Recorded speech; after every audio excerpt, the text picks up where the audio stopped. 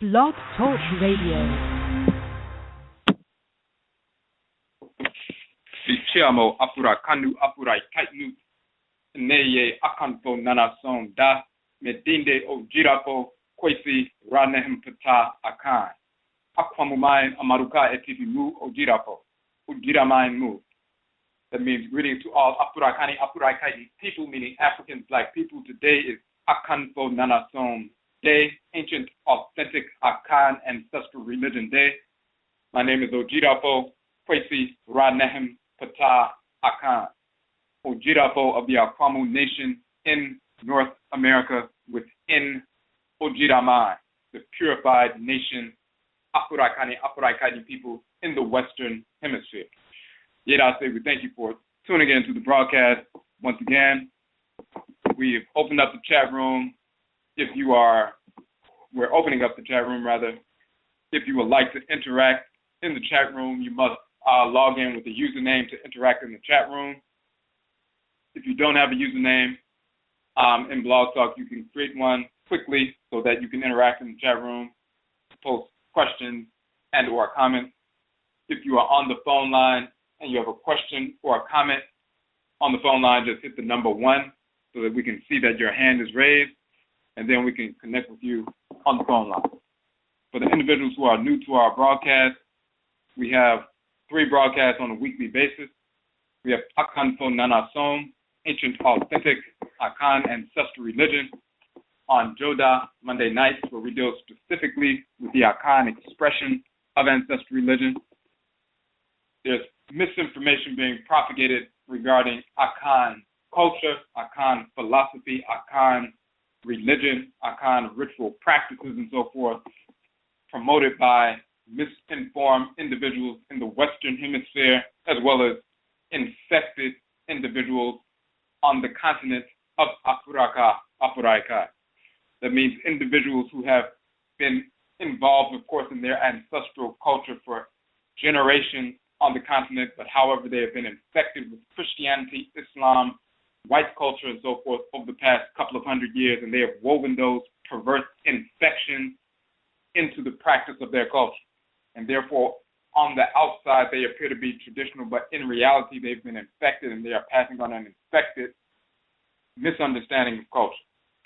And that is transferred to our people here when we go connect with such individuals. And then we have individuals here who have woven those infections from white culture in America, woven that into their pseudo-practice of Akan ancestral culture, spirituality, religion, and so forth. So we deal specifically with ancient, authentic Akan ancestral religion. Number 1, because we are Akan, but number 2, because, as we said, there's misinformation regarding Akan culture philosophy. We root that ancient, authentic Akan ancestral religious practice to our ancestral origin. The region that is often referred to as Nubia, Sudan. One of the ancient titles of that region is the Kan land, or Kanat, Kanit, which means the first land, the foremost land, the land of the beginning, the front land, and also the people, the Kan people, or Kanit people. And we continue to use that designation once we migrated away from ancient Kanat, so-called Nubia, the western part of the continent. We reestablished the Kanat Empire, or so-called Ghanat Empire, a couple of thousand years ago. After Muslim invasion, about 1,000 years later, some of our people migrated from that region and reestablished Akana, or Akan civilization, in the regions of what is today's Ivory Coast and Ghana. And a few hundred years after that, some of our people were forced from that region into North Central South America, the Caribbean, and Europe during the Mmusu Kessie, the Great Perversity, the enslavement era. And this is how Akan people, Akanfo, Akani individuals, the Akanfo as a group were forced from ancient Kanat all the way to the Western Hemisphere. First, our own migrations, and then a forced migration to the Western Hemisphere. So we show that direct blood circle, that direct blood, quote-unquote, lineage or blood circle all the way back to our ancient authentic practice. We show the direct connections linguistically, culturally, ritually, with regard to deities, ancestresses and ancestors, and so forth. So on Finada, Abanada, Tuesday nights, we have Ojira, which means purification. It also means the celebration of purification. On the Ojira broadcast, we deal with ancestral religion, but not just from the Akan perspective, but Afuraikani, the African ancestral religion in general, no matter what expression it takes. Fundamentally, we operate on the same foundational platform. The ritual incorporation of divine law and the ritual restoration of divine balance. That, in essence, is what Afuraikani, the African ancestral religion, which we call Nanasom as a general term for ancestral religion, no matter what expression it takes. That is what its essence is. The ritual incorporation of divine law and the ritual restoration of divine balance. That means through ritual, we incorporate those things, objects, deeds, and entities we need to incorporate in order to harmonize our thoughts, intentions, and actions with divine order. And through ritual, we restore balance to our thoughts, intentions, and actions by rejecting, repelling, repulsing, hating, repelling those things, objects, deeds, and entities we need to reject in order to restore balance to our thoughts, intentions, and actions, and thus realign ourselves with divine order. With the ritual incorporation of divine law and the ritual rejection of disorder, the ritual restoration of divine balance, incorporating law and restoring balance, incorporating law through acceptance of divine order, restoring balance through the rejection of disorder. So the incorporation of law and the restoration of balance are the expansive and contractive poles of Nanasom, Afuraikani, or African ancestral religion. No matter what form it takes, talk about the ancient expression of Nanasom and ancient Kanat and Kemet, the later expressions of that same ancestral religious practice amongst the Akan and Yoruba, Congo, Fula, Basa, Chokwe, Lobi, Maasai, Fon, Ebe, Gola, Kisi, Bambara, whoever it is, Hoodoo, Juju, Voodoo, Grigri in North America, Winti in South America, Candomblé in South America, and so forth, Vodun, no matter what expression it takes, the same fundamental principle, the ritual incorporation of divine law and the ritual restoration of divine balance. We say that through Ojira, purification, we operationalize Nanasom. Through purification, we operationalize the practice of the ritual incorporation of divine law and the ritual restoration of divine balance. So this is what we deal with on Ojira. We show how it impacts, therefore, every aspect of our lives. Every thought, every intention, every action, every moment of every day. Ancestral religious practice informs and impacts us every moment of every day. Because when we are talking about the ritual incorporation of law and the ritual restoration of balance, so that we can align every thought, every intention, and every action with divine order every moment of every day. This is how we live as Afuraikani people. We're always seeking to align ourselves or realign ourselves with order every moment of every day. That means that purification, Jira, operationalizes that process, operationalizes ancestral religion, Nanasom. So this is what we deal with on Ojira Da. We go through text from ancient Kemet, as well as oral text, orature, ritual practices from our various expressions on the continent, as well as our expressions here in the Western Hemisphere, as we're going to get into tonight. So that's what we deal with on Ojira Da. And then on Awukuda, Ukuada Wednesday, we have Edgwa Marketplace Day, where we deal with Afuraikani businesses, organizations, and institutions who are serving the community in a positive capacity, yet maintaining their ancestral religious values in the process. So we've had a number of individuals come onto the show, talk about their business, organization, or institution, talk about how their ancestral religious practice informs their service to the community. And in that process, we have published the Okom Economic Development Model, which is an economic development model rooted in ancestral religious values. So when you study the Okom Economic Development Model, you can download that from our Okom page. We'll put the link in the chat room for that. You'll also see the 4-part series we did on the Okom Economic Development Model on Blog Talk Radio. You can download that. Of course, these are free downloads from the Okom Economic Development page. And then you'll see the list of businesses, organizations, and institutions that we have already interviewed on the show. You'll see the link to their websites. You'll also see the link to their interviews that you can download, their archived interviews. In the Okom Economic Development Model, we have the strategy, which is to starve the beast and feed the pride. That means we make an assessment on a weekly basis to determine what funds we would have wasted potentially with the white Sonaro Spring, and then we starve the beast and feed the pride.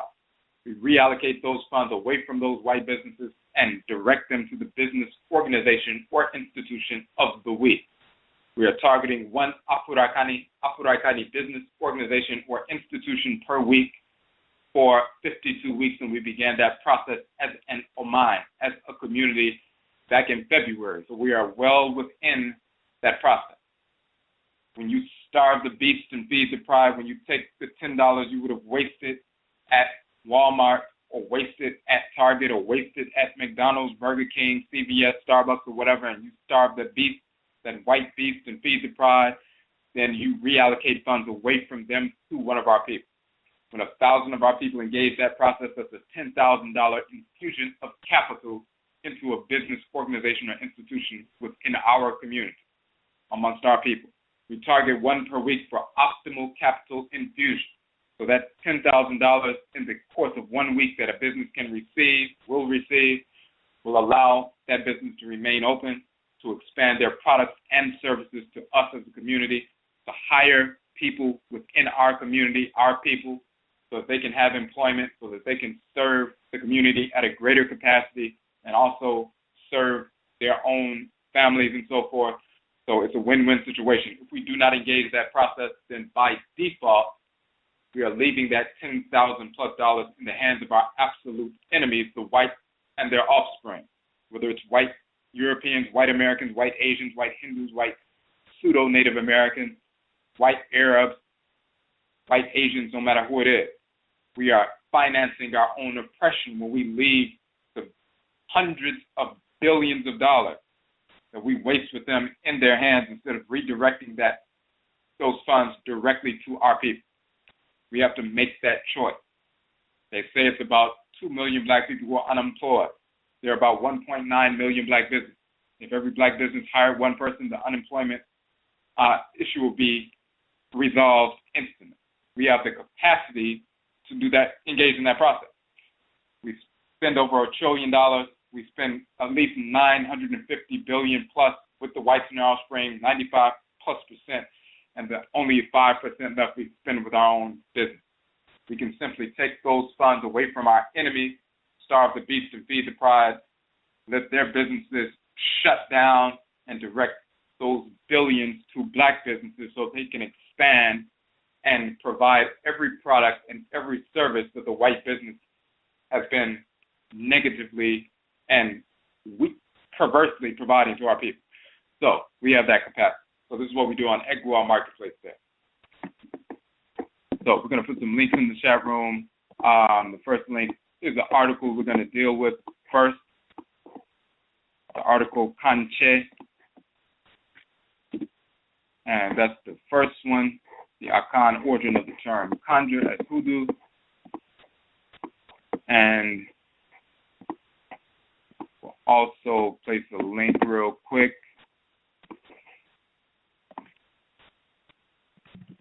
You can get this. We'll just put archive.org real quick. And we'll talk about that. All right, so we also want to say, we thank you to the individuals who were able to come out to the event just yesterday, Akwesida or Awusida Sunday. We had our first Kokobo movement event where we were talking about, number one, our publication, which is the ebook version of our publication. Kokobo is a free download, which you can access that publication, download that book. And then, of course, we also have the softcover versions. We have 17 books including that one. All the ebook versions of our 17 books are free downloads from our website. We also have the softcover versions that we sell. They range between $8 and $11.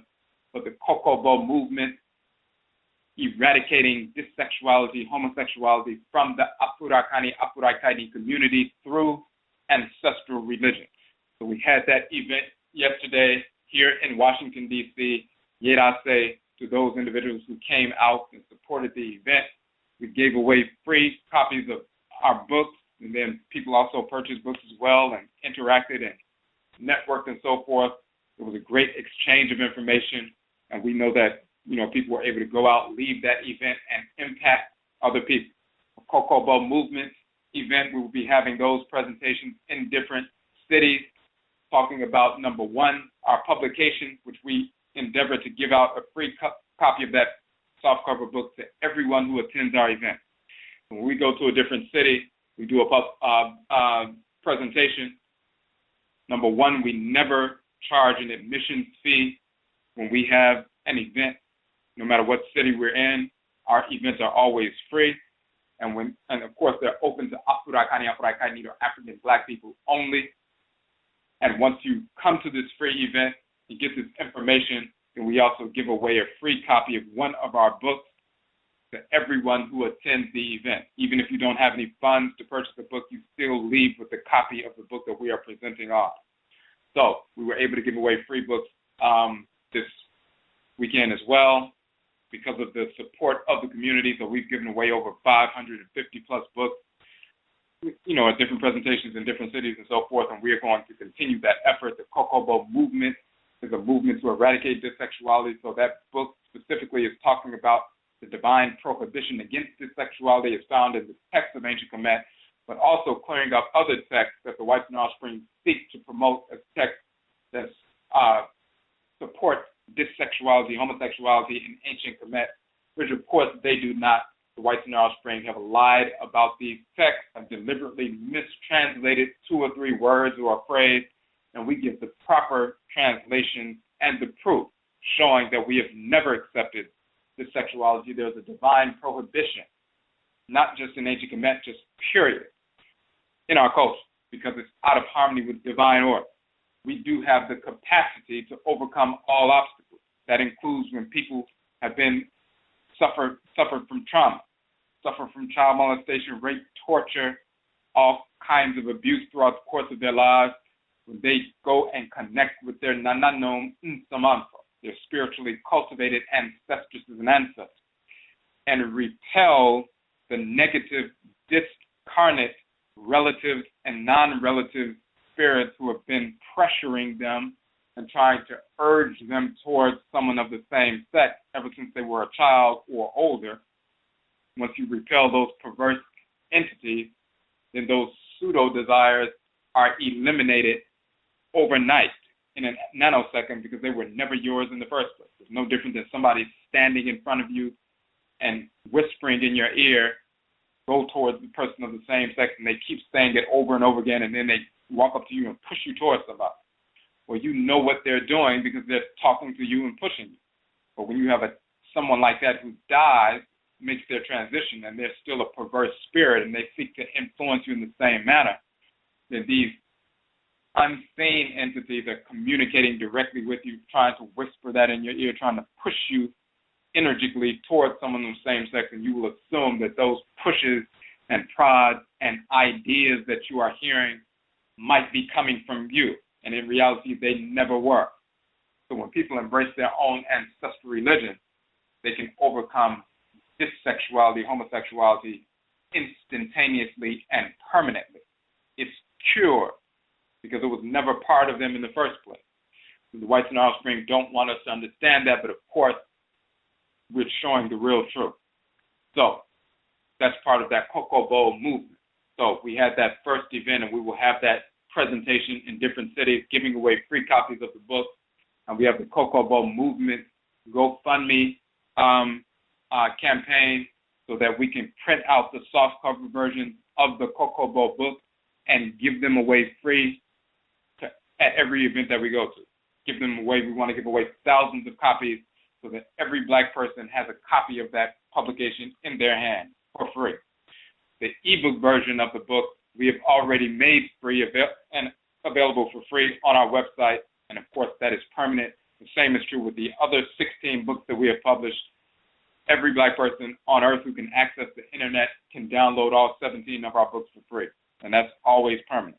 But then we also have soft covers, and we want the soft cover in the hands of our people. So this is what the Kokobo movement is about, to eradicate this homosexuality from the Afurakani community through ancestral religion. That's key. So that's what we were dealing with last night. So again, Yedase for those who were able to come out and participate in that event. And let me put the link real quick to the Kokobo movement campaign. All right. And we'll put the link to the Kokobo page on our website just so you can see the information, download the book, and everything else. And we'll do that real quick. So, again, for the people who came in, if you have any questions or comments in the chat room, you must log in as a user in order to interact in the chat room. If you have any questions or comments on the phone line, hit the number 1 so that we can see that your hand is raised, and then we can connect with you there. One other announcement: this weekend on a Sunday, this Sunday coming up, November 22nd, we will actually be in Decatur, Georgia. We'll be doing a presentation on Hoodoo, the Akan Ancestral Religion, born of the blood circles of Afurakani people in North America. It will be based on our 2 books, Hoodoo People, Afurakanu in North America, Akan, custodians of Hoodoo from ancient Hoodoo Ndunu land, Kanik, Nubia, and then we also have our Hoodoo Mind Nhoma, the Hoodoo Mind or Hoodoo Nation Journal. That is the journal we published for our annual Hoodoo Mind, Hoodoo Nation Festival. The first annual festival took place on October 17th in Washington, D.C., just a few weeks ago. And we published a journal specifically for that, and we have articles about Hoodoo and so forth, including the spirit genetic Akan Ancestral Inheritance, and other articles, as well as information with the vendors who came out and all of their information, as well as other Black businesses and all that kind of information. So those 2 publications, as well as this new publication we just released, the article we're going to go over tonight, and some new information that will be coming out, released later this week, that we will publish, dealing with some of the information we're going to talk about tonight as well. So all of that we'll be addressing. It's this Sunday, November 22nd, in Decatur, Georgia. When you go to the Hoodoo page on our website, you will see the flyer. You can download the flyer. You can share the flyer. Of course, as always, it's a free event. So we'd like to, invite the Afurakani community out to that event. So let's just do this real quick. Just want to make sure we have this page. And we also want to say Yedase to the individuals who informed us. We didn't realize on Friday evening and into Saturday that there was a technical issue with one of our domains. We have ojirafo.com, ojirafo.org, and .net. Typically, we use ojirafo.com. We didn't realize that there was an issue Friday night. We got up early Saturday morning and found that the .com link was down, and we contacted the web hosting service and everything. It came back up for a few hours, and then it went down again. And then we contacted them again, and they submitted a ticket. But by the time all that happened, we had to do our presentation on Sunday, yesterday. So we weren't able to get everything taken care of until after the presentation was over and later that evening. So it was off and on for a couple of days. The .com site was down.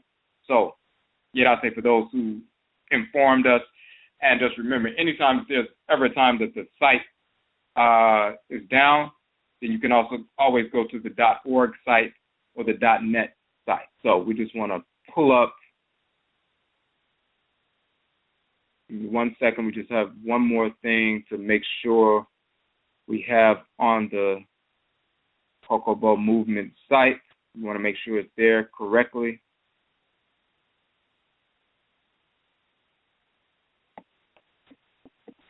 Okay. Okay, that's what it is. All right, we just want to put this in here real quick, and then we'll be straight. Just give one more second.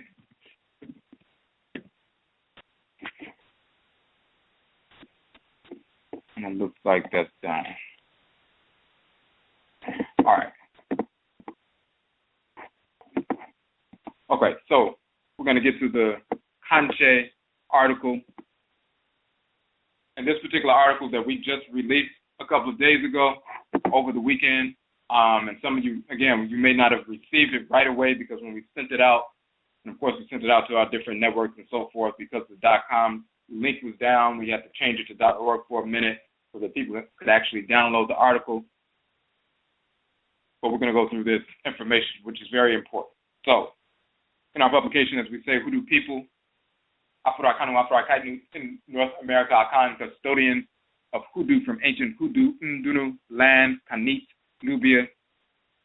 We proved that the term Hoodoo comes from the term Ndu in the Akan language, and of course going all the way back to ancient Kanat, Nubia, the exact same term, talking about medicine from root, trees, plant stalks, root medicine. The Ndu people, Ndu Yefo is the root worker literally, and the Ndu Sinifo and so forth, the Udumafo, the Uduma person, the Uduma person, or the Uduman, or Hoodoo man, Hoodoo woman, and so forth, dealing specifically with root work, root medicine, root doctors, and so forth. That is what they are literally called in the Akan tradition.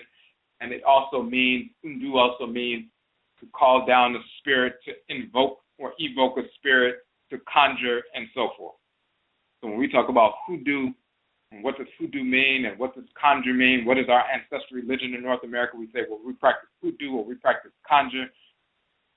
The exact same definitions for Ndu in the Akan language are the exact same definitions that we use today. So we proved that with regard to the term Hoodoo coming from Ndu in the Akan language. Now, the key here is the calling down of a spirit during ritual work and to become heavy with the spirit via spirit possession is called conjure. And of course, we know what that English term conjure means. It is for this reason that the Akan Ancestral Religion in North America is called Hoodoo and also Conjure, because of the function of what we're doing. Root work, root medicine, but also bringing down the spirits that govern plant life, animal life, mineral life, and so forth, that operate through these specific animal and plant mineral totems and so forth, calling those spirits as well as the Nsamanfo, the Ancestral Spirits, and the Abosom, of course, the divinity. However, the term conjure, as we say in the publication, as a descriptive of ritual practice, is not rooted in European languages. The term vocalized as conjure when referring to hoodoo by Afurakaitnut Africans, black people in North America, is actually the Akan term Kankye, and that's key. So the term Kankye in the Akan language is the term that we continue to use. Once we were forced into North America, we continue to use the term Ndu, talking about medicine, specifically from root, plant stalks, and so forth, root medicine. We call our people Udumafo, the Uduma folk, so the Uduma people, the Hoodoo man and Hoodoo woman, and so forth, the ones who engage in the root medicine, root work, and conjuring. And when we talked about calling down the spirit in that process, we would say Kankye. That's the term that we use on the continent, and we continue to use it to describe that aspect of the ritual practice once we came here. The whites and offspring would hear us say Kankye. If they ask, what are they doing? What are they doing over there? And the person would say that Kankye. They would assume that we were saying conjure. Instead of saying conjure, we were saying conjure or kanje. And they say, oh, well, they're just mispronouncing conjure. And what they're really saying is conjure. We were saying Kankye. So we defined Akan term Kankye and what does it mean, and how it is not just like a lone word from a European language that was Akanized and then we began to use. Not at all. So we proved that conclusively in this article. The term Kankye is vocalized in the Twi language of the Akan as Kankye. This term, used by Akan people for over a millennium in West Africa, means to invoke, call the Abosom, Deities, Nsamanfo, Ancestral Spirits, and Nyame, the Great Mother and Great Father, Supreme Being. Rituals. So that's what Kankye in the Akan language means, to invoke, to call the deities, to call the ancestral spirit. Kankye, to invoke or call them. The term Kankye is the verb, while Kankye is the noun form. When Akan speakers were forced into North America during the Musuo Kessie, the Great Perversity Enslavement era, we continue to speak our language and practice our religion. We thus continue to use the term Ndu, as we said, which is hoodoo, to reference our ritual means of procuring medicine, root work, invocation and evocation of the Abosom and Nsamanfo, deities and ancestral spirits. We continue to use the term Kankye, so-called conjure, to reference our ritual process by which we called down the spirit. When an Akan speaker enunciated the term Kankye in reference to calling down a spirit, the whites and their offspring translated this term as conjure. Their assumption was that we were mispronouncing the word conjure with an Afurakani southern Ebonic dialect, thus sounding like conjure, kanje. In reality, we were saying Kankye all along.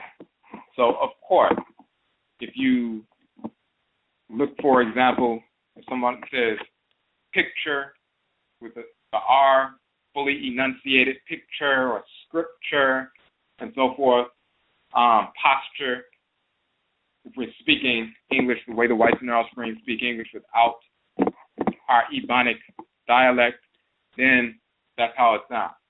But very often we drop the R's in various words, whether it's her or hair, we say hair, her, picture, instead of saying picture, we say picture, scripture, posture, and so forth. If someone said conjure, whites and offspring, if they heard us say it, we would say conjure or kanje. He was practicing that conjure, so they assumed, of course, that we were saying these different things. Now,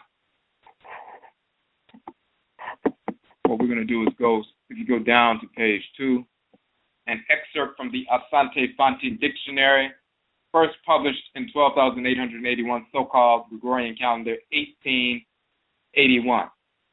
So we're going to go back to that, and then we're going to go further to the language of ancient Kemet.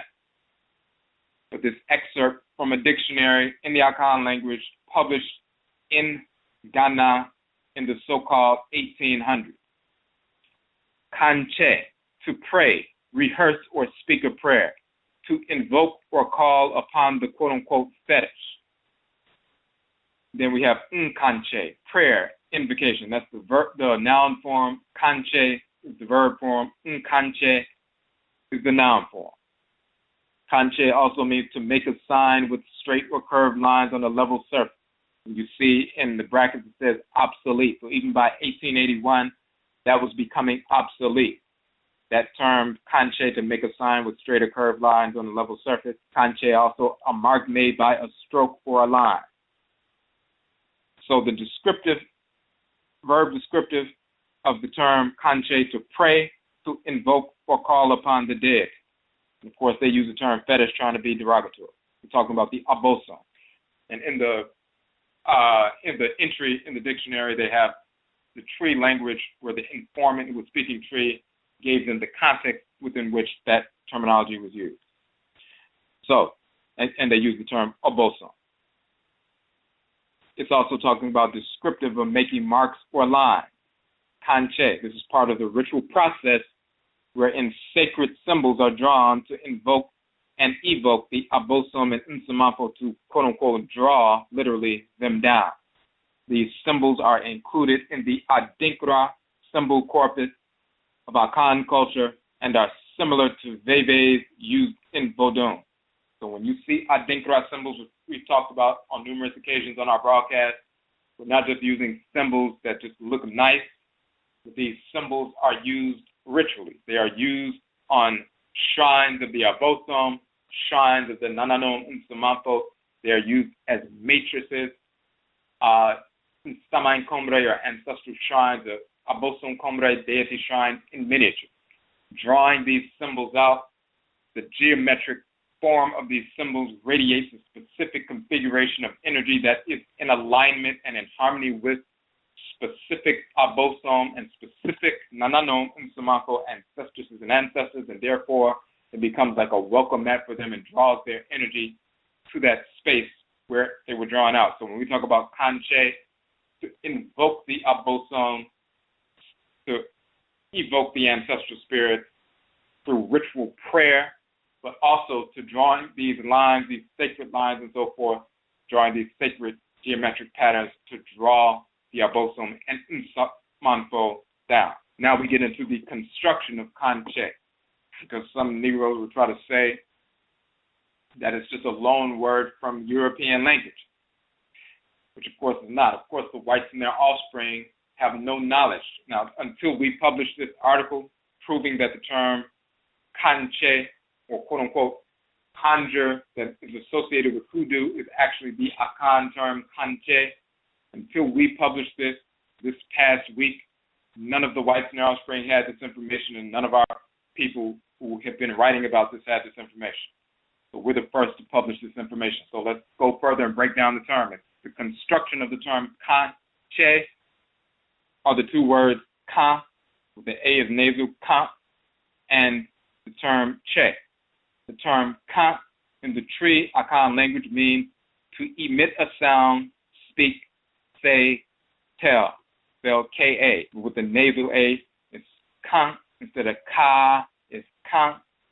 And you can write it with a K-A with the descriptive symbol above the A. Let people know it's nasal. Or you can write it K-A-N, like Kan, but that's how it sounds. When you nasalize an A, it's like you're adding an N to it, Kan, and so forth. To emit a sound, to utter, to speak, say, tell. It is important to demonstrate that this term is ancient and goes back to our ancestral language of Kanit and Kemet.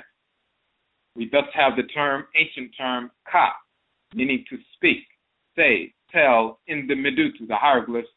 And so we show in the hieroglyphic dictionary the term Ka, two variations of the spelling, K-A-I, Kai, and then also one K-A.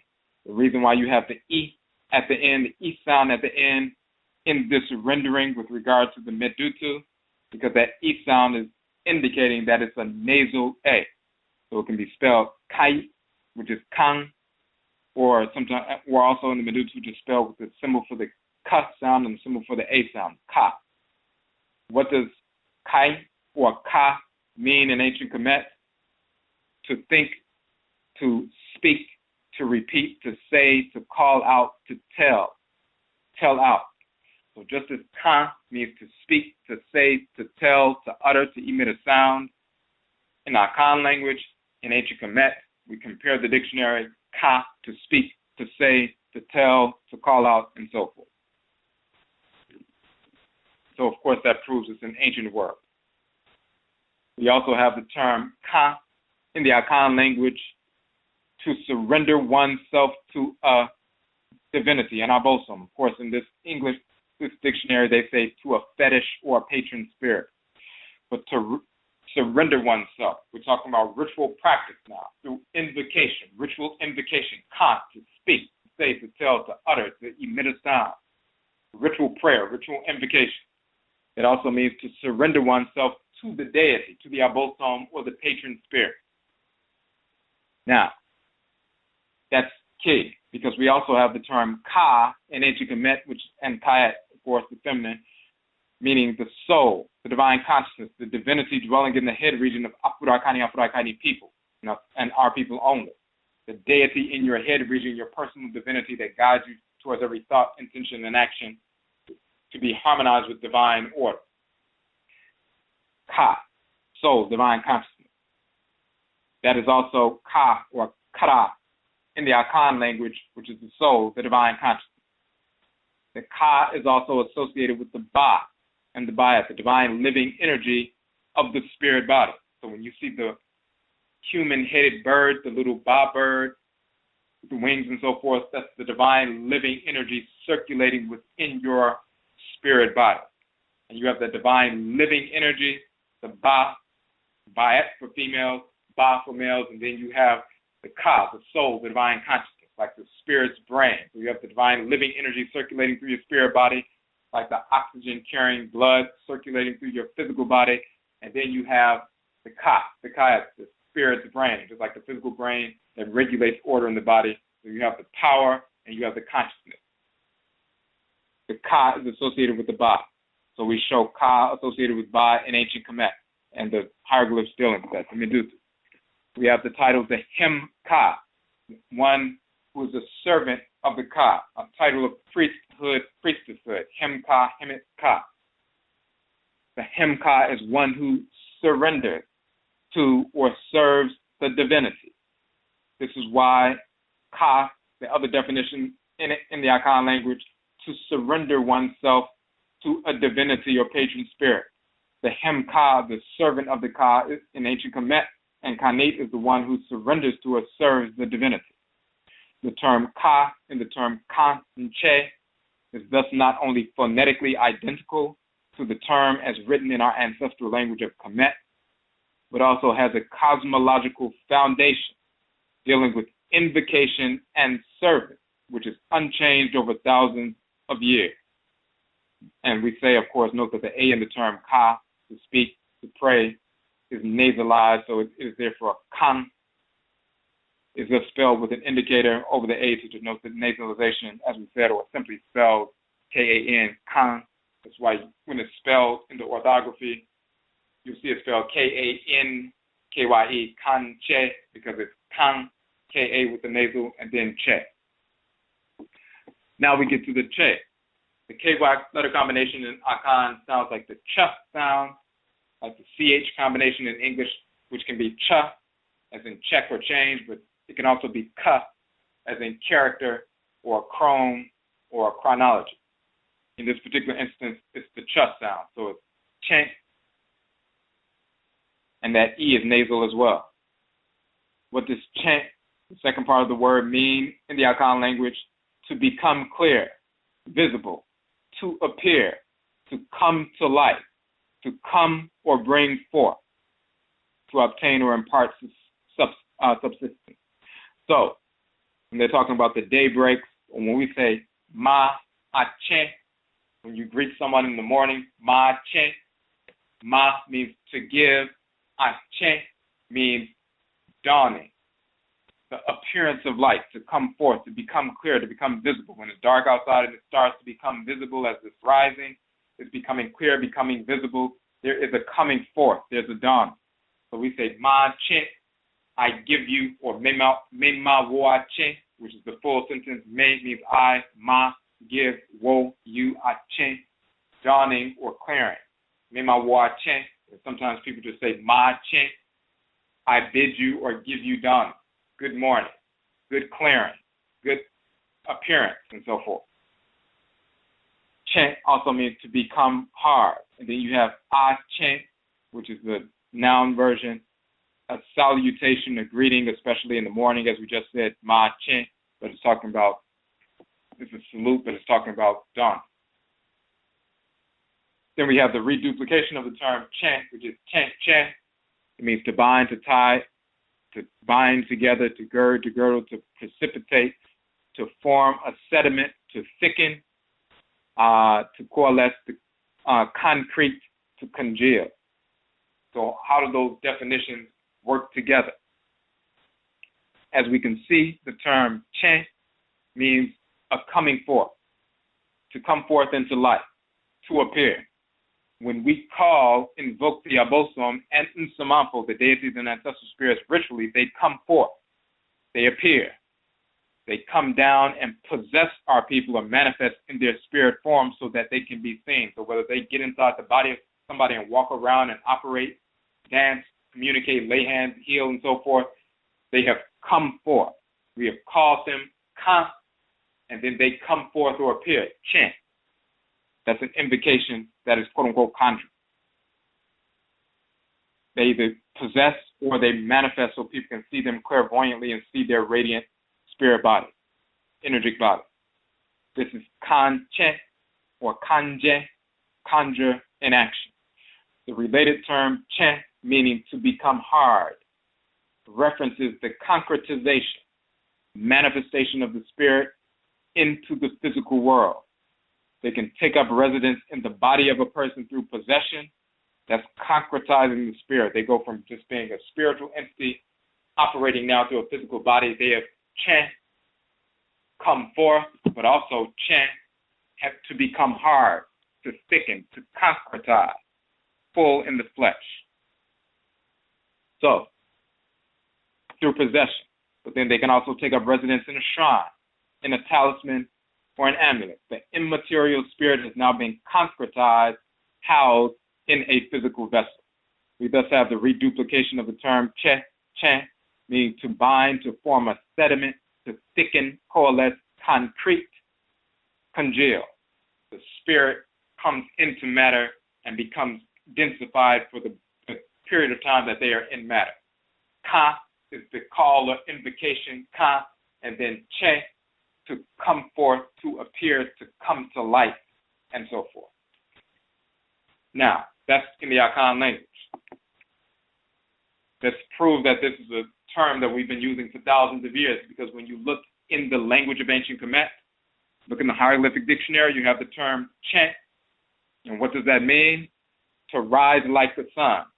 That also includes like a king rising on his throne, because our the king is the sun. So when the king arises and ascends to the throne and sits on the throne, it is akin to the sun rising and manifesting above the horizon. So Chen means to rise like the sun, but it also includes, for example, for a king to rise, ascend to his throne, also a festal procession, the king being crowned. The key is the Ndu is an image of the sun just rising above the horizon, not fully passing the horizon, but rising, appearing above the horizon. The top half of the sun, the top half disk of the sun appears above the horizon, and then the rays are shooting out. So it has just appeared. It has just come forth. It has just become visible. Chen. That's in ancient Kemet. And we showed the Ndu, the hieroglyphic symbol. So it is the symbol of the sun, the Aten emerging appearance. The sunrise with the rays shooting upward. That encompasses the definition to rise, to shine, to appear. The dawning of a new day is the appearance of the Aten, the sun. The invisible hidden power that can be felt warming the earth in the darkness now makes its appearance. This is why in our Akan culture, as we said earlier, we say Ma Chen or Mema Wa Chen, which means I give you dawning. The phrase I give you or bid you dawning is the way that we say good morning. It means I give you a good rising. It is the appearance of the Aten, the sun, the Oriya, and thus rejuvenation. It is the spiritual power of the divinity manifesting in the world.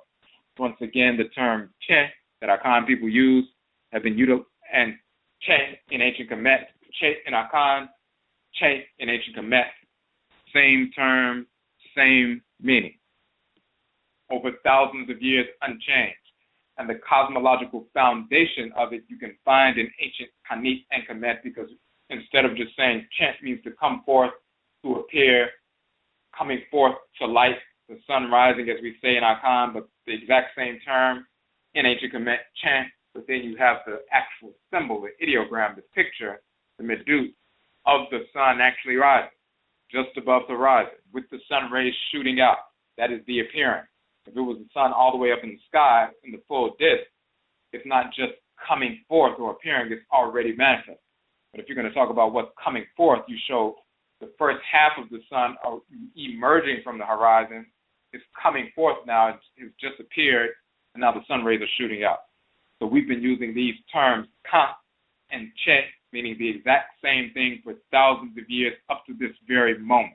Hanit and Kemet to West Africa, and of course into North America, in the Akan Ancestral Religion, which we call KANKYE, Conjure, as well as Ndu or Hoodoo, and so forth.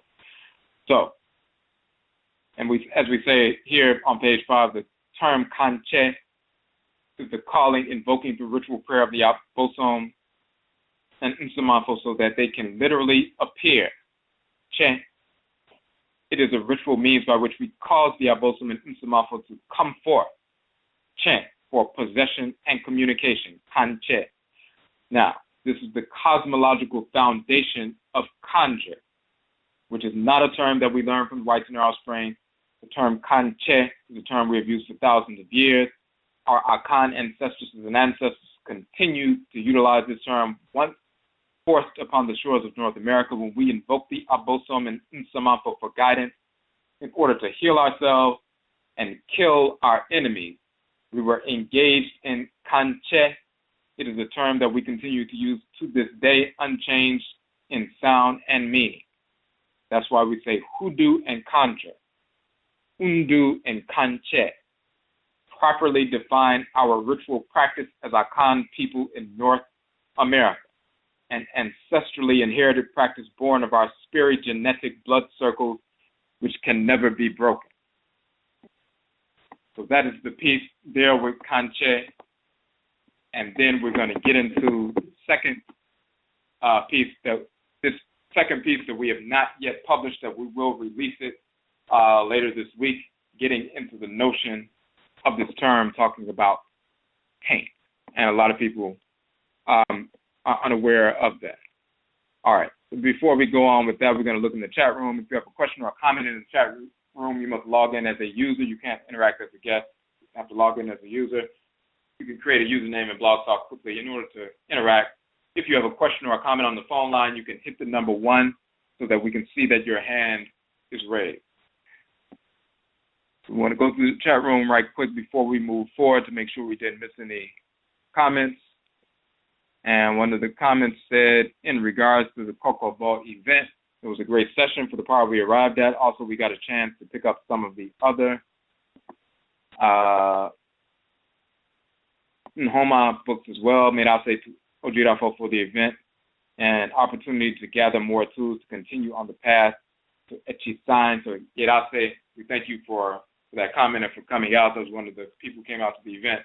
So again, for the people who came on a little bit later, we had an event yesterday here in Washington, the Kokobo movement, eradicating bisexuality, homosexuality from the Afro-Kaini African Black community through ancestral religion. And those events we will be having in different cities. Now, we are scheduled to be in Decatur, Georgia, right outside of Atlanta, this coming Awusida, or Sunday, November 22nd. And we put the link in the chat room. We'll put the link right back in there. Once again, you can go to the Hoodoo page for that particular link. We'll put that link in there real quick. And we go to the Hoodoo page, you will see the flyer.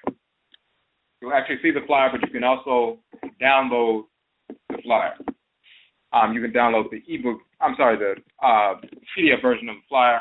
And once you do that, you can share it on Facebook, share it, on your various social media sites. Of course, the event is a free event, as all of our events are free. So we look forward to connecting with all of you out there in Decatur, Georgia, this coming Sunday, Akwesida, November 22nd. All of the details are in, and we also just recently sent out the event notification for that as well. In that regard, just as we do at all of our events, and just as we did yesterday, we endeavor to give away a free copy of the book that we will be speaking on. So we have, as we said earlier, 17 books out. The specific book we'll be speaking on is the Hoodoo People book, in North America, Akan Custodians of Hoodoo from Ancient Hoodoo Ndu land, Kanit, Nubia. So we are only able to do that with the assistance of the community.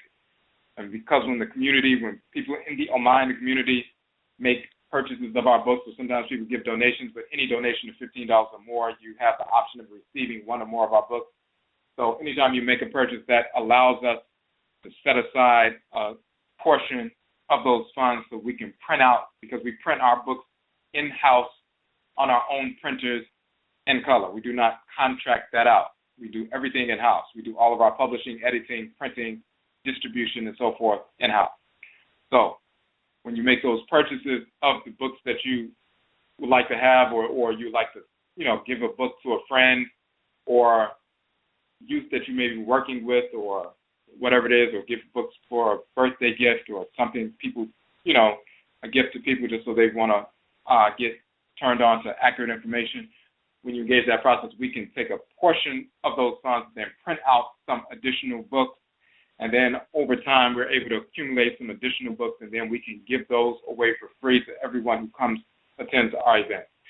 And that way, even people who are new to ancestral religion and culture, their own culture, they don't have to pay to get in to learn about their culture at any of our events, but then they can walk away with something they can actually study and incorporate into their lives. And this is just an organic, natural way, and this is our ancestral mandate, the manner in which we approach disseminating information to our people. So if you would like to support our efforts, you can go to our Nhoma page. You can do that now. You can go to the Nhoma page. Again, our books, 17 books, they range between $8 and $11. One of them is $8, one of them is $11, and the other 15 are either $9 or $10, about half and half. About half of them are $9, about half of them are $10. And we also have discounts. So, for example, the first 5 books in the series is a 20% discount, so you can get the first 5 books for $40. That includes Afuraka, the origin of the term Africa, Maranechi, divine law, love, and divine hate, the 2 poles of divine order, Kukutuntun, the ancestral jurisdiction, where we talk about the cosmological foundation of creation. We also prove conclusively that Jesus, Yeshua ben Pandera, Abraham, Isaac, Ishmael, Moses, Aaron, David, Solomon, Sheba, Menelik, Muhammad, Allah, Yahweh are all fictional cartoon characters who never existed, and we show how they were manufactured, how they were made up from fragments of titles, descriptive titles of deities of Kemet. They were manufactured and created for the whites and their offspring to use to try to enslave the minds of our people. So we go into detail about that in the Kukutuntun. We also have the Ubin Sheng, where we talk about ritual practices and the nature and functionality of those practices, including shrine communication, shrine consultation, divination, libation, ancestral and deity communication, ancestral and deity possession, idols, nature worship, the nature and function of the ancestral name, talisman, amulet, reincarnation, a number of different things we deal with in the Ubin Sheng. And then we have the Okra complex, the soul of Akanfo, talking about the nature of the soul, the Ka, or Kayat. And Akan is called the Okra and Okrawa, the soul, the divine consciousness. And we had a couple of orders that we will be sending out. When we went to Alabama a week before, we had a backup with regard to some of the ink that we were ordering from an outside vendor, because we ordered the ink via outside vendor. And so we had a couple of orders, and one in the chat room. Yours will be coming out this week. So we'll be sending that out this week. Got a little bit of backup. What we do typically is we print on demand. So we don't always have, the ink in inventory, because we're printing on demand to save costs. So when people order, then we put in the orders. The turnaround time typically is quick for the ink distributor. Sometimes every now and then they run out of ink, and then we have to wait for them to get their, stocked up, and then they send it to us. So we got a little bit pushback for that. So the couple of back orders would be sent out this week. So Yedase for that question. Okay. And we just put the link to the Nhoma page. Okay, Yedase. So the Nhoma page is there, so that, again, like the first 5 books is 20% off, so 5 books, $40. We also have a 30% discount for any order of 10 books or more. So, for example, the first 10 books are $66 for the first 10. The entire 17-book set is 30% off. It's like $111 for 17 books. So, of course, that's about close to around $7 per book and so forth. So any order of 10 books or more is 30% off automatically. The order for the first 5 is 20% off. So we have those discounts. Question in the chat room: I'm eager to know everything there is to know about Haint because I suffer from sleep paralysis and I believe he's a shadow man. I think he may be an ancestor or an Abosom for real. So, all right, so let's get into that information right now. And what we want to do right here, hold on one second.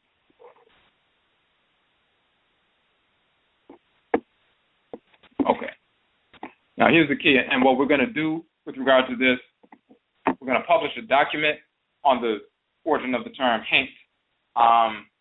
So what we're talking about now is what will be in the document coming up. At some point this week, we'll release that. We wanted to get the information out first before we even published it. So the term Haint, you'll find, in the South, in, amongst Gullah people and other groups, very often talking about a restless type ancestral spirit. But it's a disembodied spirit. The whites and offspring will say the term comes from the English term haunt, and it's just a haunt. Some people thought it was a corruption of the term saint, but then many people say it's a corruption of the term haunt, and it comes from, British and, Germanic, folk tradition and all of this other nonsense, or Scottish tradition. Everything that has to do with hoodoo, the whites and offspring try to claim, because they're liars, they're criminals, they're parasites, spirits of disorder, the Achiwadieso spirits of disorder, divinely hated. So, of course, they're going to lie about the information. We've proven that with the term hoodoo. They try to say it's Jewish or Irish, which, of course, is nonsensical. We prove it conclusively. They try to say the term, as we've talked about tonight, we prove that Kankye, which is the term conjure, they mispronounced and misunderstood what we were saying, but then tried to appropriate the term. But we prove Kankye is conjure, and we showed the breakdown of both terms, ka and che, in the Akan language as part of ritual practice woven into the culture, but also going back to ancient Kanat and Kemet in detail, same terms and so forth. Now, when you look at the term Haint, it is not from European languages. It comes directly from the Akan language once again, and you can find it in the language of ancient Kemet as well with the same definition. So we never stopped utilizing the term. There are different groups of Akan people who came into the Western Hemisphere. You have the Akan people is a large group, over 20 million Akan people in the western part of the continent. You have the largest Akan group in Ghana, for example, is the Asante. Then the next largest group is the Fanti. You also have the Akwamu. You have the Denchera. You have Bono people. You have a number of different Akan groups. About 11 million Akan people in Ghana. You have about 9 million Akan people in Cote d'Ivoire, or Ivory Coast, a neighboring country west of Ghana. The largest Akan group is the Baoulé, millions of them in Ivory Coast, but then you have the Anyi and others, many others, the Jama people who we talked about as well.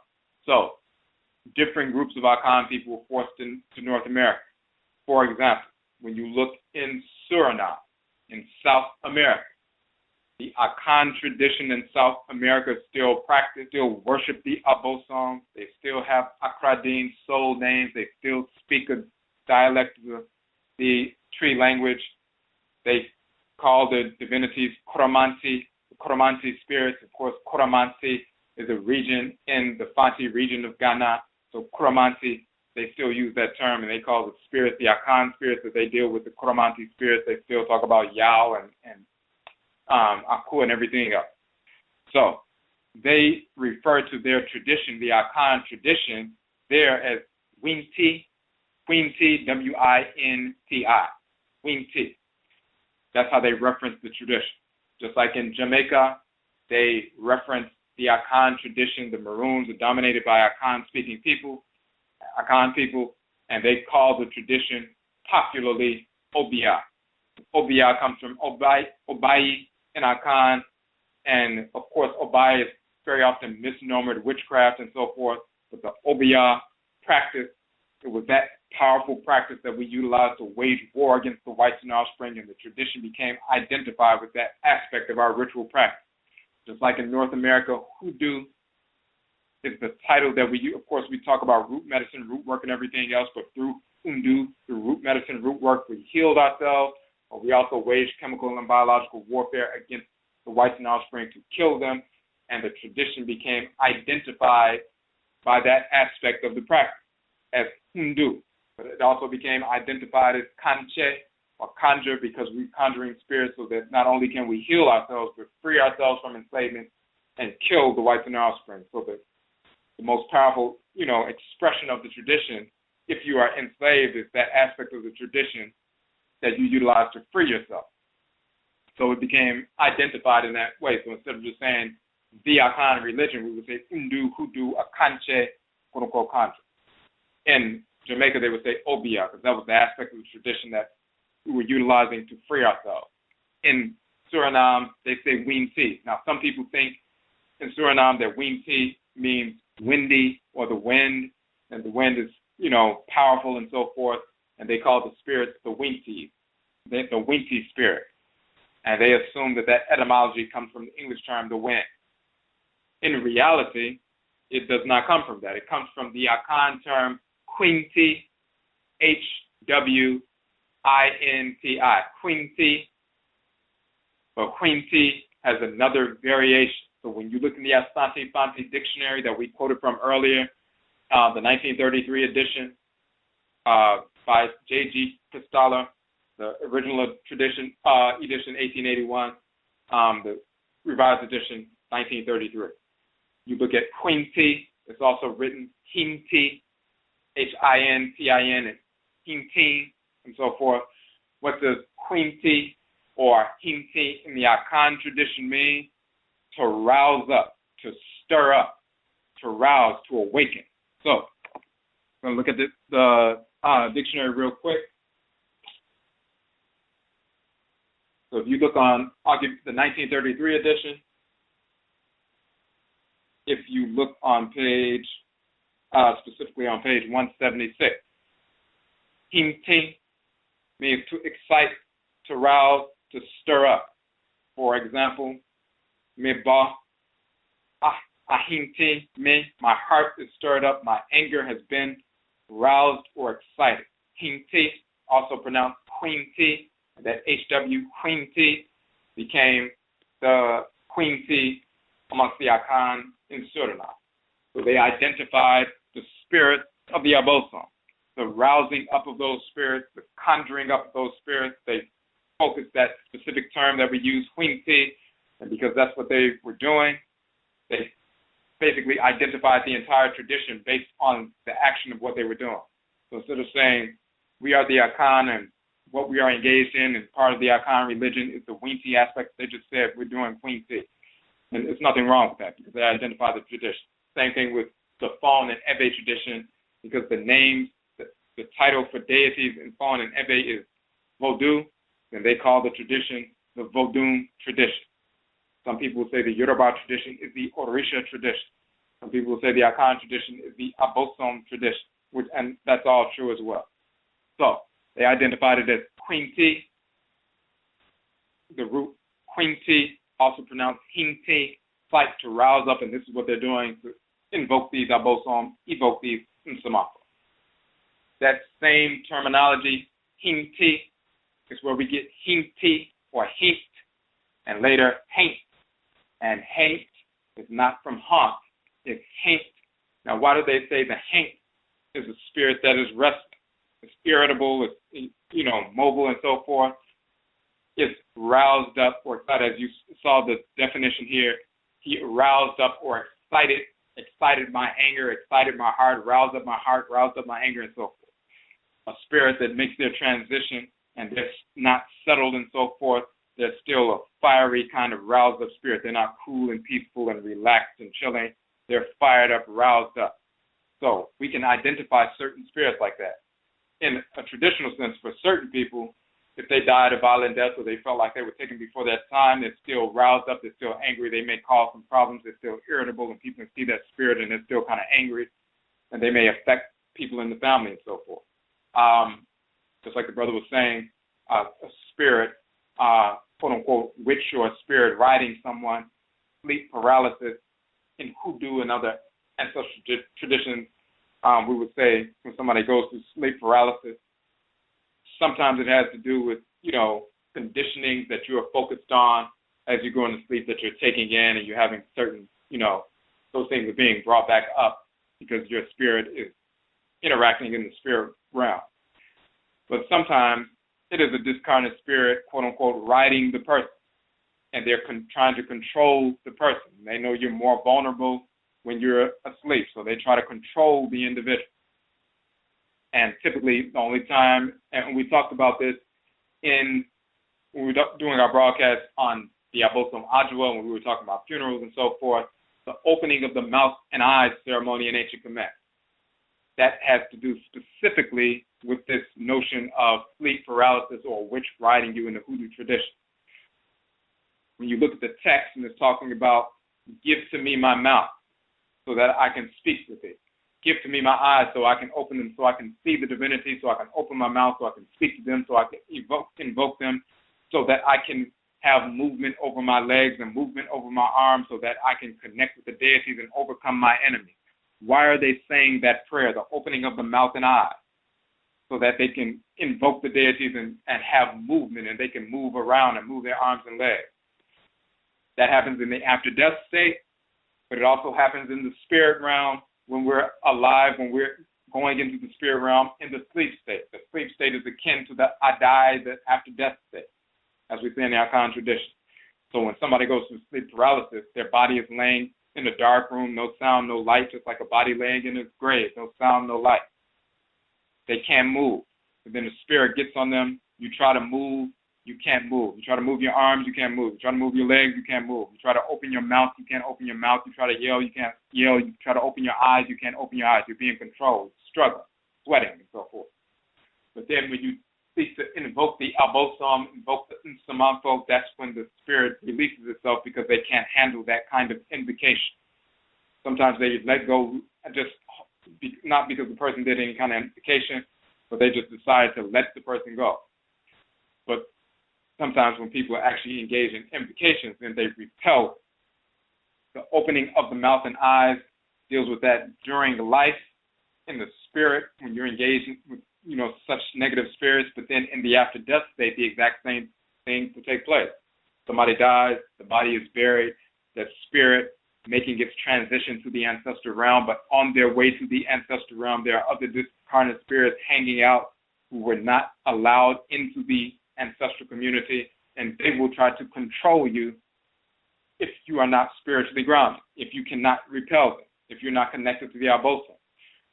Nebet Het or Akua, she's one of the spiritual forces that helps guide the person through that journey from physical death to the ancestral realm so they don't get caught up as a twin Nsaman or a twin discarnate spirit where they're hanging around the place that died or hanging around other negative spirits because they can't make that transition to the ancestral realm and live with their grandmothers and great-grandmothers and great-grandfathers and so forth in a peaceful state in the ancestral realm. She helps to guide the person through that journey. It's no different than if some people go outside, in a bad neighborhood, and you're trying to get to your car or get to the bus or something or get to school, and it's a bunch of drug addicts and criminals and everybody else in the path, and you have to walk through all of that to get where you're going. If you don't have the capacity to repel them, they may be able to control you, and you'll never get to your car, never get to school, never get to your job where you're going. But if you have the capacity to repel them, you can move through all that negativity and get to where you're going. In the after-death state, we're trying to go to the ancestral realm, but if we were spiritually compromised, our spiritual immunity is weak, then those negative spirits who were just as weak and they couldn't get to the ancestral realm, they're trying to pull on the person. That's in the after-death state, and we engage the opening of the mouth and eyes so the person gives to me my mouth so I can speak with it, open my eyes so I can see, so that I can have power over my arms, legs, and so forth, so I can destroy my enemies and align with the Abosom. That's in the after-death state, that is ritual invocation, but even during life, especially in the sleep state, so-called sleep paralysis, you invoke the Abosom. It's that same ritual prayer you can utilize to repel these negative entities, so you can have control over yourself, so you can move your arms and legs, so you can speak, you can open your mouth, open your eyes, and all of that. So we did some detail about that in a different broadcast. All right. Hold on one second real quick. Okay. So the key is Haint. That Haint spirit, typically they will talk about a restless type spirit. That's, wandering around, the one that didn't make it to the ancestral realm, the one that's either angry about that, depressed about that, but then some of them even negatively angry where they would try to control other people. That's one kind of Haint spirit. And those are the ones that are most, focused on when you hear about, culture and things like that, because they cause more problems. But the Haint in and of itself is Hinti, is the one excited or aroused. You can be excited or aroused up because you're fired up because you're going to wage war to destroy the enemy so you can protect the people, or you can be roused up because you're angry and depressed and pissed off. So Haint in and of itself is not a negative thing. Some people will focus on the negative aspect of that, but we're going back to the original name. So when they say Haint means a restless spirit or a negative spirit, now we're giving you the definition. Haint meaning to excite, to arouse, and so forth.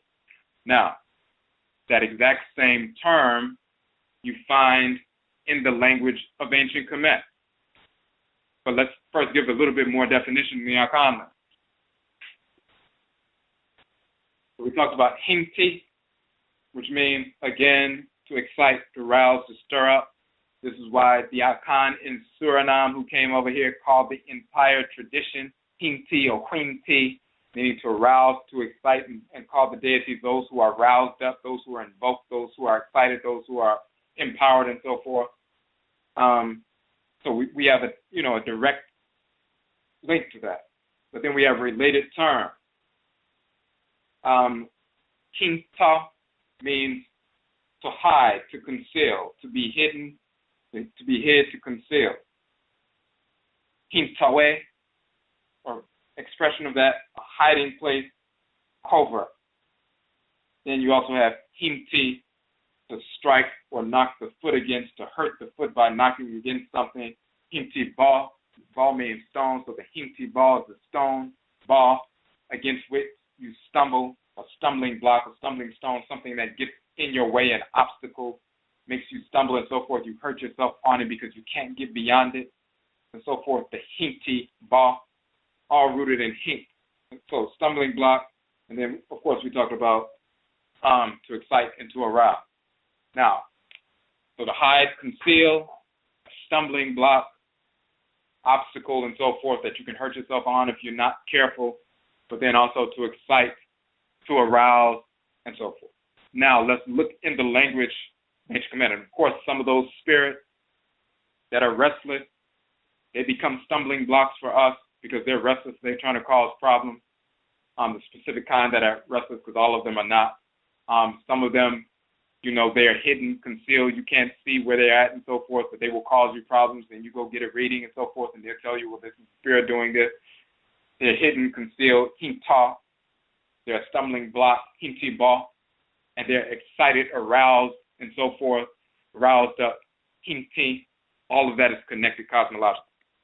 That's in the Akan language. Now let's look at the language of ancient Kemet. If you look at the language of ancient Kemet, you look at the specific so-called the Ndu. Often they'll put it as an H with a symbol above it, under it, or utilize the KH combination with the belly of the animal, that specific Ndu symbol, that specific KH symbol. You'll have, and we're looking in the Hieroglyphic Dictionary, Volume 1. And if we look real quick on page, that would be page 577.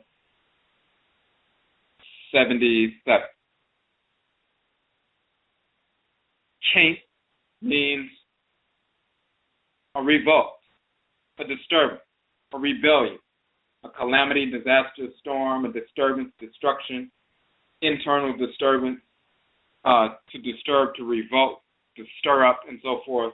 Kink, this is what we have. So the verb is king, and the noun is kink. Then you have a fighting divinity, Kink and Kinnu, the two fighters, talking about Heru and Set. That's talking about, it's just descriptive in that regard. So that's that portion, talking about to stir up, to rebel, to violate, to be disturbed internally, to be sick, a restless or unquiet man, as well as the spirit, to disturb, to scare, to terrify, to frighten away. Hint. All of this is what a haint is: to disturb, to scare, to frighten, to restless, unquiet, calamity, misfortune, to rebel, to trouble, to disturb, and so forth. Hint. That's where the term comes from. Same thing in the Akan language. Kingti also means an image, a statue, a likeness, a portrait, a figure, a divine form. So they show the mummified body. That's the spirit body. That means a disembodied spirit. Kingti, which later on becomes haint, as we say it in English, kingti in the Akan tradition. So you have a spirit form in a mummified body, showing it's a spirit body. It means to disturb, to trouble, to rebel, to rouse up, a restless or unquiet man, disturbers of the peace, and so forth, to disturb, scare, to terrify, frighten away, to revolt.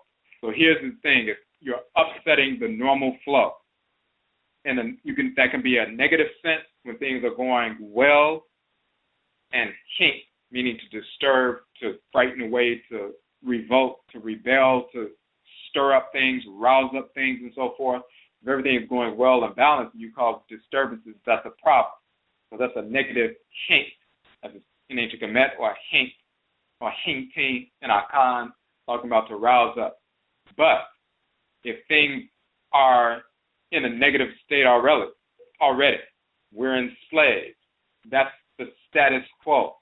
And you want to revolt against, or rebel against, or plot against, or destroy the status quo and disturb that, and you become aroused up and fired up, hinti, to disturb or destroy or violate, hint, that, then that's a good hint. That's a good hint spirit, as is shown in the text. And this is why you have the portrait of the figure, the spirit body, but then you also have divinity. And they'll show, for example, the image of the Set divinity as a determinative symbol for the term kink, meaning to disturb, to destroy, to frighten, to scare away. You can frighten, if you're a negative kink spirit, then you're frightening people, causing people problems. But if you are a powerful, harmonious kink spirit, then you're the kind of spirit that, just like Nebuchadnezzar, who would force away or drive away or wage war against or repel those other negative spirits that would otherwise keep other newly deceased spirits from operating in a harmonious fashion and moving to the ancestral realm unmolested. Or you're the kind of spirit that will help repel these negative kinks that are trying to control you during that witch riding period at nighttime of so-called sleep paralysis. So you can cause a revolt or a rebellion against disorder, and you're that kind of kink, meaning to disturb, revolt, rebel, or you can cause a disturbance of order, and that terminology of just the kind of spirit that rouses something up, excites, becomes powerful, and so forth, is dealing with. So this is the origin of the term kink. It goes back to the Akan, Hinti, and then all the way back to ancient Kemet, kink, the various definitions. All of these definitions, of course, are the exact same definitions that are used today for a haint spirit in the negative sense as well as the positive sense in the tradition here in North America. And then, of course, in Suriname, Huinti is the name of, they just call the whole tradition Huinti. And again, Huinti, H-W-I-N-T-I, Huinti, The variation of that you will see in the hieroglyphic dictionary. They have Quincy, H-W-I-N-T-I, and also Hinti, H-I-N-T-I-N, and so forth. Same term, different variation. So, now when they talk about, for example, this notion of haint, blue, and haint blue is a specific kind of blue color, and people will paint their houses with haint blue. And why would they use the haint blue? Because they would say, well, it is believed that the spirits can't cross water. These restless type spirits can't cross the water. Because they can't cross the water, then if you paint your house on the outside blue, or you use certain kinds of blue inside the house and so forth, that haint blue, then they will be tricked into believing it's water, and they can't cross the water, so therefore they can't get to you in your house, and you can repel these haint spirits with the haint blue. So if you type in haint blue on the internet, you'll find all kinds of paint and everything else, and they'll talk about haint blue and talk about everything else. So what is the foundation of that? If you look, and we just did a broadcast on the Akan people, the Berbers, the Fula, and so forth, Abibri Fo, Akan people, Berbers, and Fula in North Africa, Northwest Africa. And remember, one of the terms for Khan, it's not only first and foremost, also bright, brilliant, luminous, also to calculate and reckon in the Akan language, identifying the people. The exact same term in ancient Kemet, Khan meaning first and foremost in the Medusa, Khan meaning light, luminous, brilliant, Khan meaning calculate or reckon. Also the name of the country, Kanat, which is Nubia, Kanat people, Nubian people, and so forth. But it also meant the blue fan, that blue glaze, bright and brilliant, but it also means blue glaze fan. Now, that blue that we talked about, Ebibrifo, which is what Akan people call ourselves, the term bri means black or dark, but it's also used for blue. So that bri is that blue cloth, that deep blue cloth that our people will wear. It's the same bri as in bri or bear or Berber, and they're the people of the blue veil, and they wear the blue cloth and so forth. And we talked about bri meaning blue, bri also meaning black or dark. Those two using the same term. We showed the cosmological foundation for why bri means black and bri not only black or dark, but also means blue, and why the people wear the blue veil and the blue garments and so forth, and the skin dyed blue from the dye of the cloth and everything else, and that sacredness of that color blue. And we even name ourselves Ebibri Fo. That's what we call ourselves as black people, Bri people. It means black or dark, but also means unusually powerful. What is the connection with the blue and the black, and why is it sacred? When you look at the sky as well as the water, and we use this image for the show. We show the sky and the water being blue. We also show the blue kente cloth, and then we show, the libation, invocation, and we showed that in blue as well. But when you look at the sky as well as the water, you'll see that, of course, during the day, the infinity of the sky, infiniteness of the sky, or the infinity of the sky is blue. There's no beginning and no ending. You see Amen, the great God, Amenet, skin-colored blue, because they're the great invisible, hidden, stable, permanent, and abiding, invisible, all-powerful, all omnipresent, and so forth. Even omnipresent, omni is omni, omnipresent, omniscient, omnipresent, and everything else. So during the day.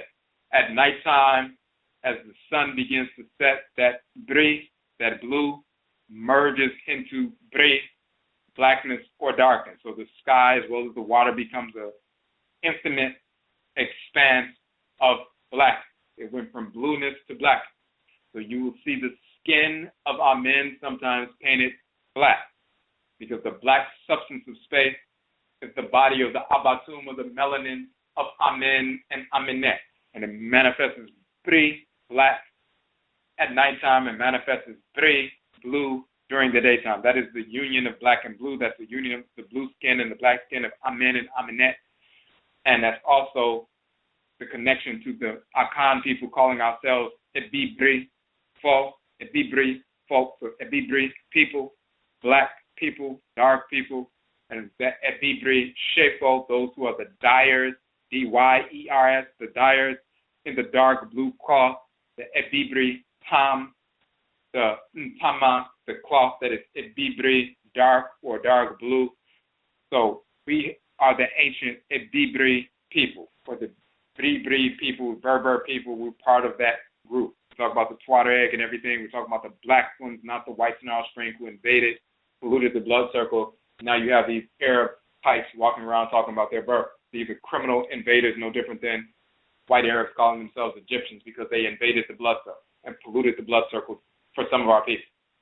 So we talked about all of that, but that is this whole notion of the sacredness of the Hinti, the spirit in our Akan tradition, connected with that sacred blue, because we call ourselves that, we're that blue cloth and so forth. Blue and white are sacred colors, and we'll have certain kente cloth that's blue, as well as the blue and white combination, the same blue and white, the blue water and the white foam of the sea, the blue sky with the white clouds in the sky. So when you see that blue kente or the blue and white kente, or the sacred blue and white colors that our people are wearing, you'll see where it's coming from. And then we have, of course, the black, which is dealing with the vested ancestral power, ancient wisdom and so forth, can pull in all things. Of course, blackness pulls in all frequencies of energy and so forth. That's where some people say don't wear black when it's very hot outside because it's pulling in everything. Of course, that's what blackness is. So we blacken the gua, so-called stools, and blacken other implements when somebody makes their transition because it draws in all of that power. So black represents power, the vested power of the ancestors and ancestors, the power of the Abosom. As things get older, they become blacker, they become more powerful. So as the sun sets and the blueness goes to the blackness, it goes back to its ancient primordial power, the source of all things. So this is the union of the blue and the black skin and blue skin of Amen and Amenet, the black and blue-black people, Akan people, Ebibri, fall with the blue cloth, dark black blue cloth, indigo cloth, and so forth. And then the Haint spirits, they can't cross, quote-unquote, the water. What does it mean they can't cross the water? And then you paint certain things blue. Well, certain Haint spirits can't cross the water. When we say somebody died, we say the person has crossed the river. They have crossed the water. They can't make the cross. They can't cross the waters and go to the ancestral realm if they were restless and, in a negative existence, and they become earthbound and so forth. They can't cross that threshold of Amen and Amenet, that blueness and blackness, to get to the ancestral realm. In the same fashion, you have people painting the houses blue, or the shutters blue, or the ceilings blue, or whatever, the Haint blue, trying to repel certain spirits and so forth. And that's just an aspect of the cosmology. That's just one aspect of it. But when we have the full knowledge of it, we know what's really going on. It's dealing with that small class of Haint spirits that are restless and are disordered, and therefore, yes, you will repel those kinds of spirits. But then you also have Haint spirits that are powerful. Some of them are restless, not because they were, criminal, but people made their transition during slavery. They were tortured, raped, beaten to death, worked to death during enslavement, and they're still roused up, they're still fiery, they're ready to wage war. And then they see you praying to a white Jesus and all this other nonsense, and they may cause you some problems because you deserve to have some problems caused in your life. And they are not relaxing because they were taken out in a negative fashion, and they want to make sure you know what's going on. So some of that restlessness is not negative. It's powerful, and when you start invoking the Abosom and evoking the ancestresses and ancestors, and specifically calling on the spiritually cultivated ancestresses and ancestors and the warrior-type ancestresses and ancestors, when you start evoking them, those of your blood circle, they don't play the foolish game. They're not going to entertain how depressed you are and how upset you are because you weren't able to get the specific, cafe mocha that they ran out of Starbucks, so now you're depressed for the rest of the morning. Or you haven't gotten the specific kind of car that you want. Or you haven't gotten the specific kind of apartment or a specific kind of job that you want. So you're depressed about them. These are people who are whipped and tortured to death, dismembered. People's family members ripped away from them. They had to endure that. Then they see that you're not suffering on the same level, but you're upset and depressed and all that other stuff, but then you're calling on them. You're going to call on some Abosom and Nsamanfo, Nsamanfo. Be ready to call on some mature ancestresses and ancestors. Because if you're engaged in pseudo-spirituality, nonsensical depression and immaturity and so forth, you're not going to get that kind of audience from mature spirits who have actually been through something. They're not going to entertain that nonsense, that childish. In this culture, childishness and immaturity is elevated to the status of this is just being human. So this is how you're supposed to act. You're supposed to whine and cry and be depressed and all this other nonsense. We don't come from that kind of culture. That's a white culture. That everything that doesn't go your way, like a child crying and whining and being depressed and drinking yourself and smoking yourself into, oblivion type state, that's their culture. That has nothing to do with us. So if you're going to be invoking the Abosom, evoking the ancestresses and ancestors, then recognize that when you call on that class of Nsamanfo, they're not playing those kind of games. If you want to deal with discarnate alcoholic type spirits who will pat you on the head and say, yes, you've been acting like an idiot, but there's nothing wrong with that. That's just you being human, and don't worry about it. You can just continue to act a fool every day, day in and day out. You're not dealing with real spirits. You're dealing with clowns. Our people suffered immeasurably, and then they see, because of what they suffered and because of the fear they struck in the whites and their offspring, they forced them into abolition and emancipation and opened the way for you not to suffer as much as they did, and now you're just acting a fool based on the limited amount of suffering you have. They don't entertain that nonsense. You're not going to get the kind of help you're seeking from those kinds of spirits. Just like in the physical world, you're not going to get that kind of help from somebody mature if you're acting like an idiot and you're trying to go to a mature person for advice. You know if you're acting like an idiot not to go to certain kinds of people because you know what they're going to say. You're going to go to the kind of people who will pat you on the head and sanction that nonsense that you're involved in, the immaturity that you're involved in. So it's the same way. So some of those spirits that are restless, they're not playing any game. You better be in alignment, or you better be sincere about seeking to transform your life if you have been brainwashed. So it doesn't mean you have to be perfect at this moment, but if you're sincerely seeking to realign yourself, you really better be doing that if you're trying to evoke specific Nsamanfo.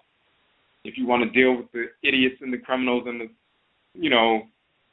depressed child molester type, idiot type, discarnate spirits, and they'll just sanction whatever you do and however you feel, then you're going to deal with those. But you're cutting yourself off from the real Nsamanfo that you were assigned pre-incarnation. All right. So there is a difference. There are positive Haint spirits, powerful, restless ones, because they're waging war against the whites and offspring, and they're still seeking to assist you in that direction, and they're not playing any games, and you have the negative type. All right, so we're going to take a call on the phone line. Chihuahua on the phone line, you got a question or a comment? Hey, Quasi. One question, you were talking about colors in specific. Let's say, does it have to be like a specific color? Because I do see certain houses that have blue around it, but I'm not sure if there had to be a specific type of blue for any type of wayward spirits to, like, walk away or walk around it. In fact, it's a kind of powdery, kind of a powder blue, so to speak, but there's a specific kind of blue that they will call Haint blue, and they try to get it to that specific, color, that specific, density. So it's very similar to the fact that, and we kind of mentioned this, I think it was last week.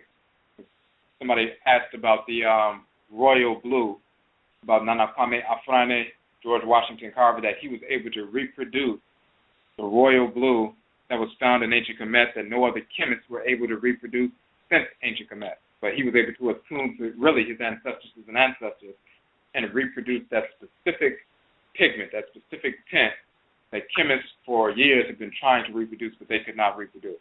And this black man in America was able to do so.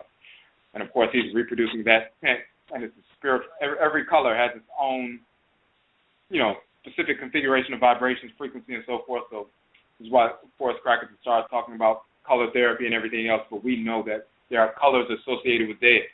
When they move through space, they imbue space with the specific colors that manifest from them as they're moving through space, because if they're moving in a fiery fashion, they're generating those fiery red and orange type colors. If they're a watery, cool spirit, they're manifesting the bluish and darker colors and so forth.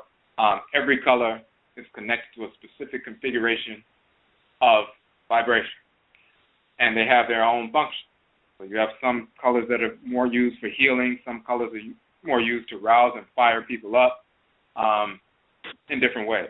So yes, the color is important, the specific tint and so forth.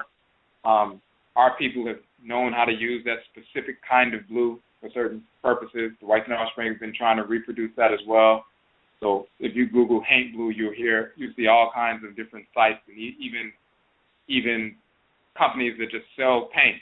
They'll have one of their options is, you can pick regular blue, powder blue, sky blue, Haint blue, and they market it like that. Okay.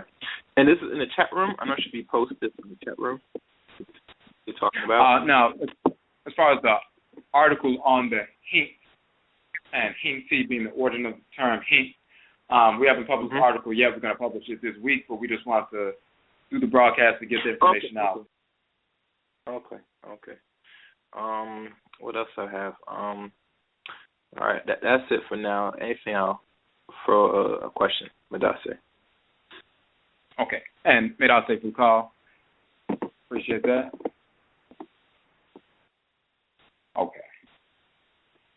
All right, so we just want to make sure we're looking in the chat room, make sure we didn't miss anything in the chat room.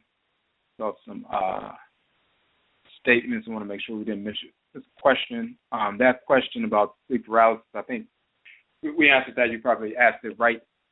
We were just about to get into that. So let me know if we did not answer that question. Okay. All right. So again, we're gonna, as we said earlier, we are going to release that article at some point. So everything we talked about tonight, we already have the article. People came in a little bit later. The Kankye article is already published, so we put the link for that in the chat room already. And the article on the Haint, the origin of the term Haint, the nature of the Haint type spirit, as we were just talking about, we're going to have all of that information with more published at some point this week. We'll release it at some point this week. We just wanted to do the broadcast first. We didn't want to just hold the information.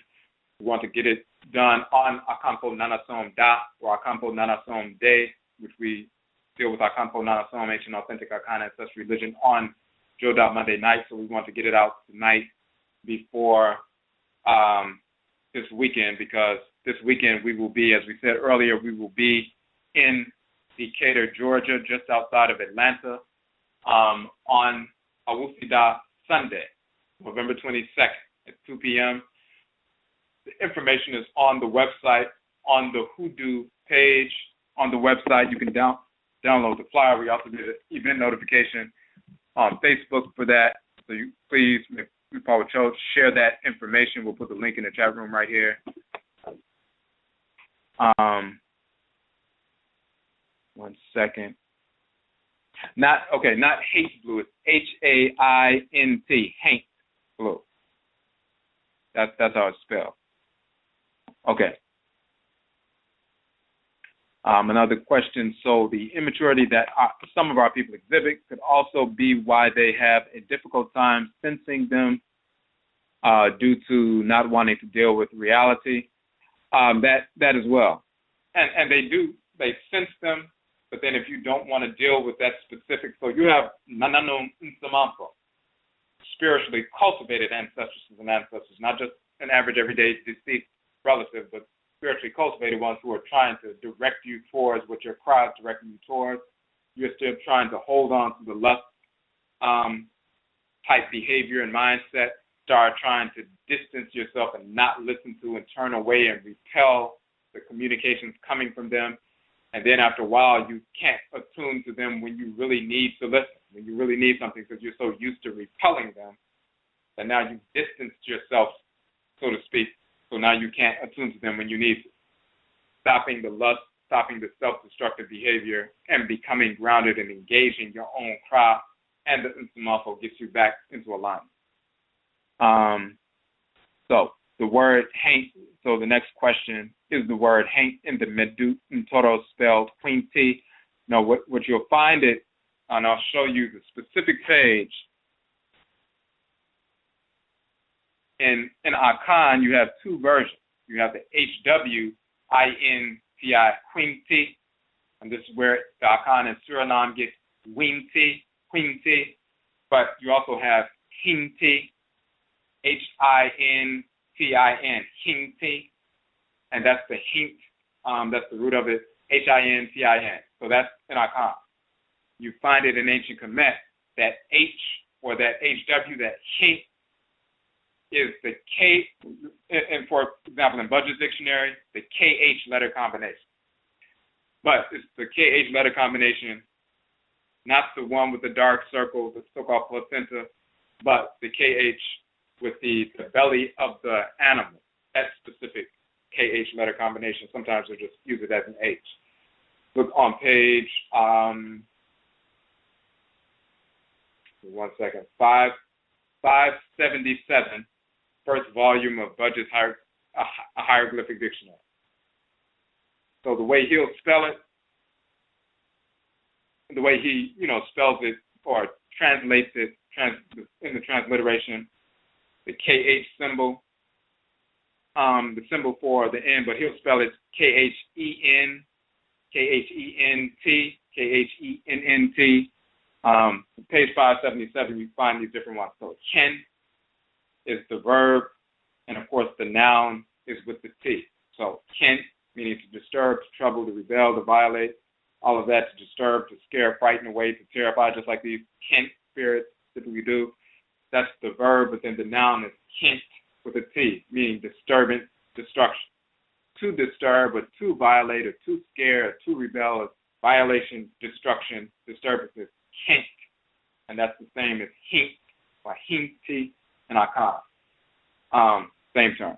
So that page 577, you also find it on 5, it starts 576 into 577.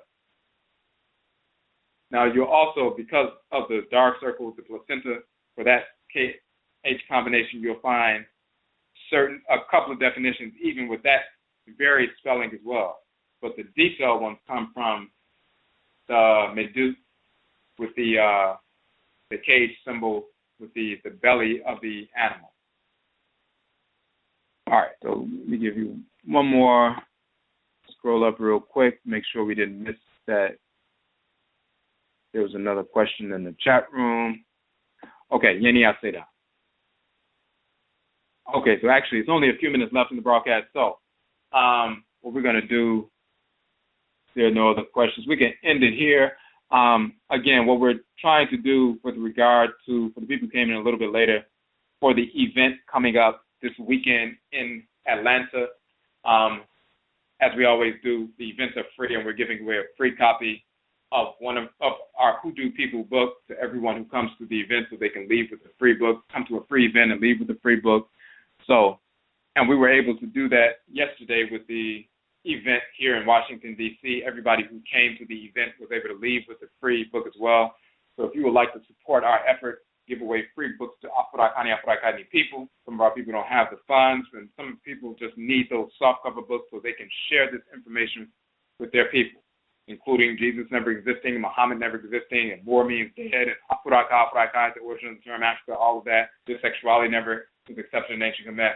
So if you would like to support that effort, you can go to our website, our publications page now, the Homa page on our website, and you can make a purchase of one or more of our 17 books. They range between $8 and $11. We also have discounts. The first 5 books, is $40 for the first 5 books. And that's, again, Afuraka, the origin of the term Africa, Madanechi, Divine Law and Divine Hate, Kukutuntun, where we prove those fictional characters of the Bible, Quran, Talmud never existed in any race or in any form whatsoever. Ubin Shane, the Ancestral Summons, where we talk about the nature and function of ancestral religious ritual practices, including libation and shrine communication, divination, talismans, amulets, ancestral and deity possession, communication, idols, names, nature worship, all these different things, reincarnation. And then we have the Okra complex, the soul of Akanfo, dealing with the nature of the Ka is the soul, the order Inu, the Okra, the Selido, the deity dwelling in the head region, the nature and function of that divinity that guides us throughout the course of our lives. So those first 5 books, $40, that's just one discount. The first 10 books is $66 for the first 10 books. Then, of course, if you bought 11, 12, 13, 14, all the way through the 17-book set, any order of 10 books or more is 30% off.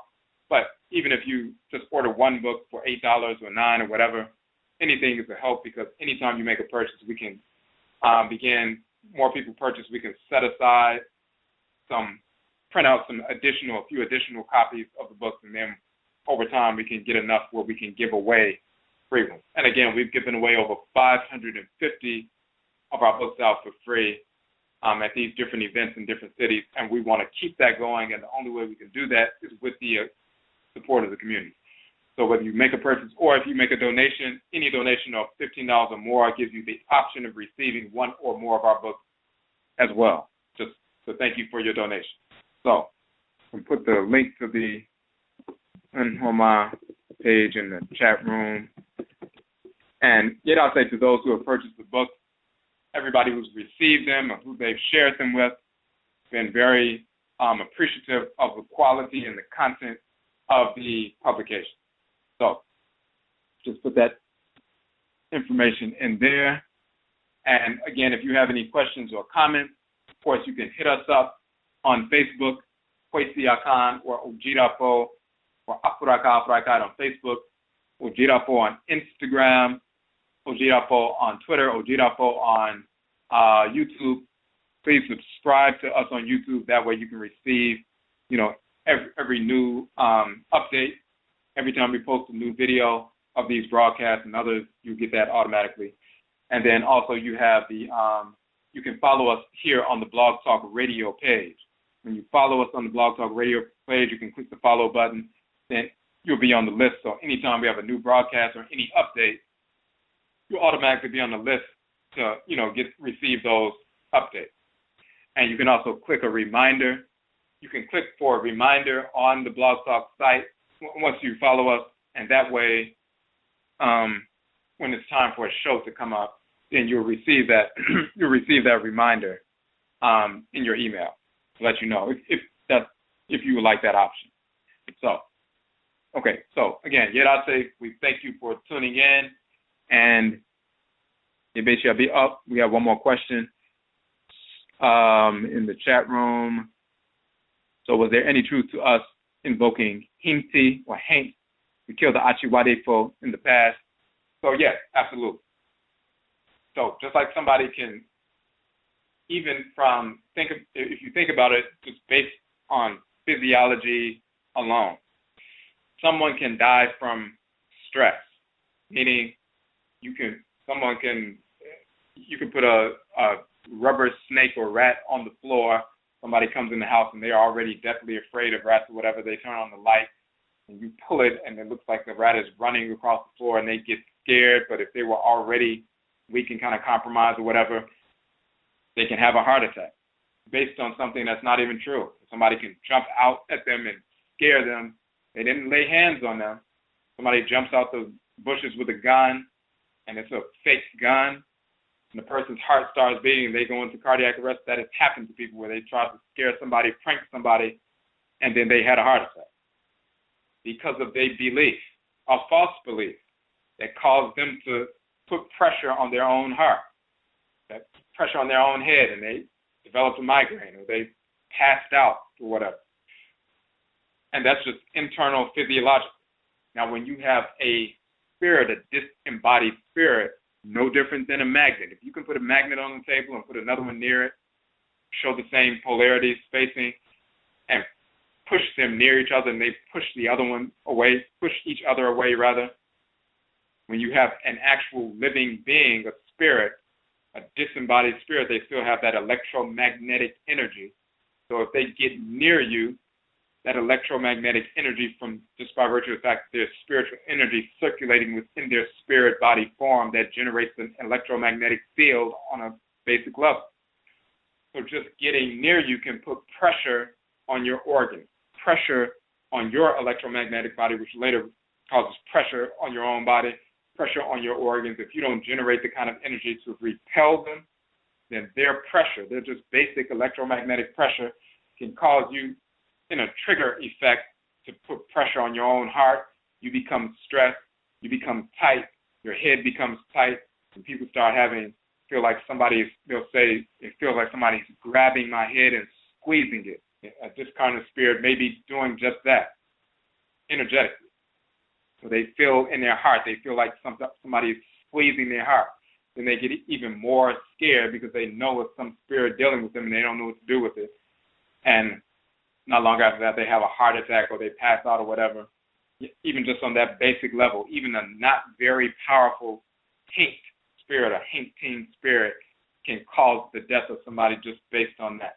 They can cause the death of somebody by misdirecting, distracting them while they're driving, and one slight distraction causes them to turn the wheel in the wrong way and they slam into something, or veer off the road or something like that. They can direct them to make a mistake and eat the wrong foods, or they can, do something to the food. I mean, it's so many different things that they can do. So yes, that's taking place on numerous occasions. And one comment in the chat room says, if a cracker has asthma, you can put ground pepper on their pillow, and when they sleep, they'll have difficulty breathing properly. So even with something like that. So just like a person can do that physically, this kind of spirit can, unseen. We even for some people will try to say they don't, quote unquote, believe in this kind of spirit, but unseen power. We deny magnetism. Two magnets can push things along. If they can push something along like another magnet, they can push along grains like pepper and other things. This kind of spirit can get some pepper like that and lace it on the pillow and do different things. They can do a number of different things, and not because they're powerful. They're just a regular, everyday discarnate spirit, but basic things they can do to cause all kinds of problems. We know that, and that's why they seek to repel the ones they need to repel.